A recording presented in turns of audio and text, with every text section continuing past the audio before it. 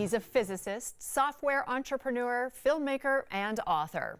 He created software that powers the Fortune 500 world and wrote simulators for the early Star Wars defense program. And he made time to be with us here today to teach us how to suffer in 10 easy steps. Yes, you heard that right. I'd like to welcome Will Arntz to the Cocoa Couch. Great to see you. I was saying you're a busy man. You were a busy man. You've got quite the resume. Yes, I've done a lot of different things. Yes, you have. You've quite the life. And so then what inspired you to write this book that we're talking about today? Well, it all happened one evening. I was walking through the living room. My wife, Deirdre, was lying on the couch and her back was out.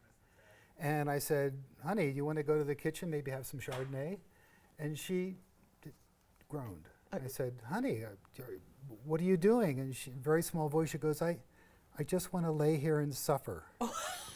And I was so shocked because who says that? Right. And I said, you just want to lay there and suffer? She goes, I want to perfect my suffering. And I started to laugh and I said, someone should write a self-help book about how to suffer. Because she's a spiritual teacher and I made the What the Bleep movie, so I sort of am in that world, yes. Self-help.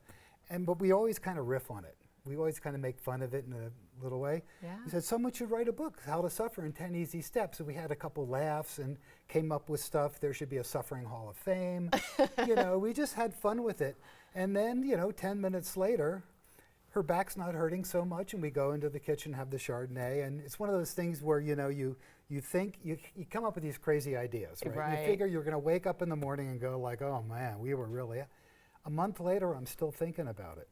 I'm thinking how by her acknowledging it and us having a laugh, her suffering went way down. Yeah. And so I thought, oh my God. And then I started, I started writing it kind of as a satire of Yep. self-help books. Yep. But as I got into it, the book kind of took over and it just, off I went, and I ended up writing this book that I never thought I would write. And that's fantastic. And so then why 10 steps? What got you to 10? You actually found 10 reasons.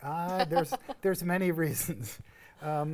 What got me to 10? That was just kind of like a lot of the self-help books. It's always the 10 easy steps, right. Or the 6 easy steps. And so that's the number that popped out, and that's the number that stayed. All right. Let's talk about a sufferometer. What is that? Suffererometer. Oh, sufferometer. Yeah, a suffererometer. Yes. Well, I wrote a chapter, it's called The Pseudoscience of Suffering, because I was a physicist, I think kind of in sciencey terms, and I have charts and graphs and and at the end I say any science, even a pseudoscience, needs some sort of metric in order to gauge it.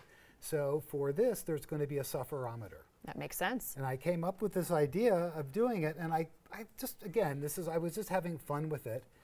And then I came up with a way to make it, and then I actually made one, and I brought it here. I can't wait. People get a kick out of this. Hold it up to the camera. There we go. It seems very elementary, but there's something to this. There's something to it, because what I started doing is, like, in the morning, part of the premise of the book is we all suffer, but we're not that conscious of it. We don't want to suffer, so we push it away. Mm-hmm. The Suffererometer externalizes the internal state. So you get up in the morning, you say, how do I feel? Well, I'm really worried about something. So you get up and you put your Suffererometer up on 80. It's also very handy because then everyone in the house knows. I was going to say, everybody's going to know how you truly feel. Right, and so if it's up, my wife says if I'm up in the 90s, she's really, really sweet. But if it's down here. Then she knows. Oh, she knows she can bring up, all the, that new extension we want to do for the house. Right, Now's a good time and we're to going to talk spend about some money, it, so. honey. Yeah, and that's okay, because I think a lot of times we go, how are you feeling? How are you doing? And everybody says, fine, good, great. Right. But really, this will give you a good gauge and a good measure, as you said. In fact, along that line, sometimes for people, if someone says, how are you doing? And you're suffering, say, I'm suffering. And watch what happens. Oh, yeah. People stop. They don't know what to do with Because that. people don't, I call it the S word. People actually don't use suffering in conversation to say I am suffering, so. No, and imagine if we did, especially in today's world where we have young people suffering and actually mature people suffering from all kinds of things. So can imagine if we actually had that. Now, how has writing this book changed your life? Well, it's all the stuff, as I'm writing the book, I'm discovering this stuff. And I'm coming up with, the first half of the book is sort of the satire, the 10 easy steps. The idea is like, if you don't want to suffer, do the opposite. So, but the second half of the book is the 6 slippery steps. And stuff like non-attachment It's called a slippery step, because if you're too non-attached, you don't care about anything. But if you're too attached, you will suffer. So as I'm writing the book, I'm really looking at these things and thinking, oh my God, what do I do? And so when situations come, because they come towards you, I started applying these things that I was discovering, and it actually works. And it actually works. Isn't that great? Now, there's a word called techno-suffering. Yeah. It's a real thing.